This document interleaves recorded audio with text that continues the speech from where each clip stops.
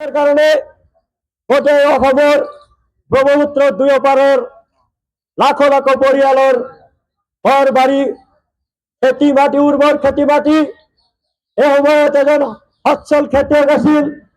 তেখেতৰ এই সচ্ছল খেতি মাটি ব্ৰহ্মপুত্ৰ নদীত বিলীন হৈ যায়। এই মানুহবিলাক পথৰ ভিকাৰীত পৰিণত হয়।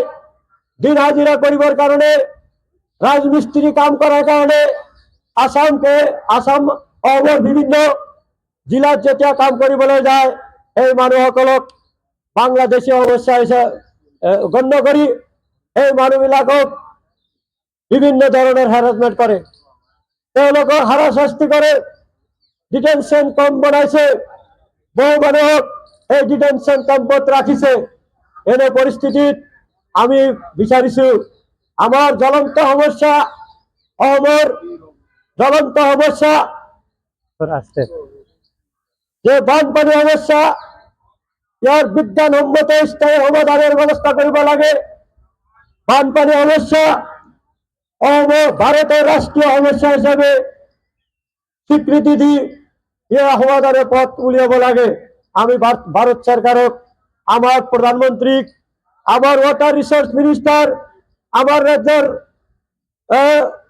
নেতা অসমৰ পৰা আহি এই কেন্দ্ৰীয় মন্ত্ৰী সভাত জলপথ মন্ত্ৰী হিচাপে আছে সৰ্বানন্দ সোণোৱালজীকো আমি আহ্বান জনাইছো যে আজি আমাৰ অসমৰ যে বানপানী সমস্যাৰ যদি বিজ্ঞানসন্মত স্থায়ী সমাধানের ব্যবস্থা কৰিব লাগে। তার লগতে আপোনালোকে জানে প্রতি বছর আমার অসমৰ প্ৰতিখন জিলাৰ এই ডিব্ৰুগড়ৰ পৰা আৰম্ভ কৰি ধুবুৰীলৈকে অসমৰ আপাৰৰ পৰা আৰম্ভ কৰি নামনিলৈকে সকলো স্তৰতে প্ৰতি বছৰ হাজাৰ হাজাৰ মানুহৰ গৃহহীন হয় বানপানীৰ কবলত। এই গৰাখহনীয়াৰ ফলত তেওঁলোকৰ সকলো হেৰুৱাই যায়, সৰ্বোচ্চ হেৰুৱাই পথৰ ভিকাৰীত পৰিণত হয়। আজি অনেক বেগৰ পৰিয়াল বহুত আছে।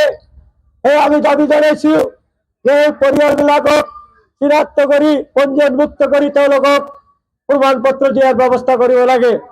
তাজ্জবের বিষয়, আজি এজন মানুহৰ 50 বিঘা মাটি আছিল, কালি ব্ৰহ্মপুত্ৰ নদীৰ গৰাখহনীয়াত ক্ষতিগ্ৰস্ত বা গৰাখহনীয়া হৈ গ'লে এই মাটি এই চৰকাৰে খাস কৰি লৈ যায়। আকৌ যদি ভাহি উঠে সেই মানুহজন তাতে গৈ ঘৰ বাৰী কৰিব নোৱাৰে। এনে পৰিস্থিতিত আমি আজি অসমৰ বিশেষকৈ নামনি অসমৰ আনডিভাইডেড গোৱালপাৰা জিলাৰ দক্ষিণ পাৰ এই অঞ্চলত বেছিকৈ গৰাখহনীয়া হয়, যাৰ ফলত সেই অঞ্চলৰ মানুহ আজি বেছি ক্ষতিগ্ৰস্ত।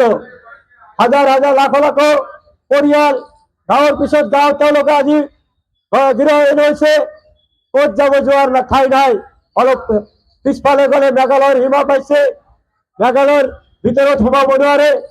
অসমৰ বিভিন্ন জিলাত গ'লে তেওঁলোকৰ ওপৰত বিভিন্ন ধৰণৰ হেৰাসমেণ্ট হয়। সেয়া আমি দাবী জনাইছো। আজি বিজ্ঞানের যুগ, বিজ্ঞানে বহুত কিবা কিবি কৰিছে। আমি চন্দ্ৰযানত গৈছো, আমি মংগলযানত গৈছো, আমি সূৰ্যযানত গৈ আছো। এনেকুৱা আজি চৰকাৰৰ বহুত বিজ্ঞানের অগ্ৰগতি হৈছে। আজি বিজ্ঞানের অগ্রগতির জৰিয়তে আজি বিভিন্ন টেকনোলজি যে ওলাইছে, এই টেকনোলজির জৰিয়তে আজি আমাৰ এই অসমৰ বানপানী সমস্যাৰ এটা বিজ্ঞানসন্মত স্থায়ী সমাধান লাগে। আমার তাতে ধুবুৰী জিলাৰ ধুবুৰী চহৰত কেইবাটাও বোল্ডাৰ স্পাৰ আছে, যিকেইটা স্পাৰৰ কাৰণে এই ধুবুৰীৰ উত্তৰ পাৰত আৰু গৰাখহনীয়া নহয়। আৰু দক্ষিণ ভারত আপোনালোকে জানে এই মেঘালয়ৰ নাগাবান্ধ আমাৰ ছালমাৰা অঞ্চলত এটা বান্ধ দিয়াৰ ফলত তাতে হাজাৰ হাজাৰ মানুহৰ ঘৰ বাৰী নদীৰ গৰ্ভত এটা সময়ত গৈছিল। নদীৰ গৰ্ভৰ পৰা আকৌ সেই মাটিবিলাক ওপৰত উঠিছে।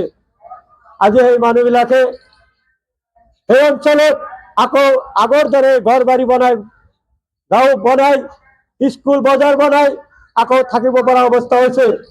আমি সেই দাবী জনাইছো যে আমার ভারত সরকারক আৰু আমার কর্মদক্ষ মুখ্যমন্ত্রী বলে দাবি করে অসমৰ মুখ্যমন্ত্রী ডক্টর হিমন্ত বিশ্ব শর্মা ছাড়ার আমি দাবি জানাইছো অনতিবিলম্বে আমার অসমৰ বানপানী সমস্যাৰ বিজ্ঞানসন্মত স্থায়ী সমাধানের ব্যবস্থা কৰিব লাগে। এই বানপানী সমস্যাক ৰাষ্ট্ৰীয় সমস্যা হিচাপে স্বীকৃতি দি আৰু ইয়াৰ সমাধানৰ পথ উলিয়াব লাগে। আৰু তাৰ লগতে আমি দাবী জনাইছো আমাৰ এই গৰাখহনীয়াৰ স্থায়ী বিজ্ঞানসন্মত স্থায়ী প্ৰতিৰোধৰ ব্যৱস্থা কৰিব লাগে। গৰাখহনীয়াৰ লগত কিছু সমস্যা আছে, এই সমস্যাবিলাকত মাজত পৰিছে যিসকল মানুহ এটা সময়ত 50 বিঘা মাটিৰ মালিক আছিল, আজি তাৰ গৰাখহনীয়া হোৱাৰ পিছত সেই মানুহবিলাক মাটি হেৰুৱাইছে, মাটি ব্ৰহ্মপুত্ৰ নদীৰ বুকুত বিলীন হৈ গৈছে আৰু সেই ব্ৰহ্মপুত্ৰ বুকুৰ পৰা সেই মাটি উদ্ধাৰ কৰাৰ কাৰণে যে চৰকাৰৰ ব্যৱস্থা সেইটোতো দূৰৰ কথা। আৰু সেই মানুহবিলাকৰ যে মাটিৰ যিটো কাগজ আছিল, মাটিৰ কাগজ আছে, সেই কাগজটো তেওঁলোকৰ থকা সত্ত্বেও মাটিটো খাস কৰি আছে। আমি দাবী জনাইছো নদীভঙ্গ হোৱালোক খাস মাটি এই খাস কৰিব নালাগে, পাট্টালেণ্ড হিচাপে থাকিব। আকৌ যদি উঠে আমাৰ অঞ্চলৰ মানুহ যাতে তাতে বসবাস কৰিব পাৰে। আমি তাৰ লগতে আৰু এটা দাবী, যিসকলৰ নদীভঙ্গ হৈ সৰ্বস্বান্ত হৈছে তেওঁলোকক উপযুক্ত ক্ষতিপূৰণ সহ পুনৰ্বাসনের ব্যবস্থা কৰিব লাগে। আৰু এটা ডিমান্ড যে আমি কৰিছো যে নদীভঙ্গ লোকৰ যে পঞ্জীয়নভুক্ত কৰি তেওঁলোকৰ প্ৰমাণপত্ৰ দিয়াৰ ব্যৱস্থা কৰিব লাগে।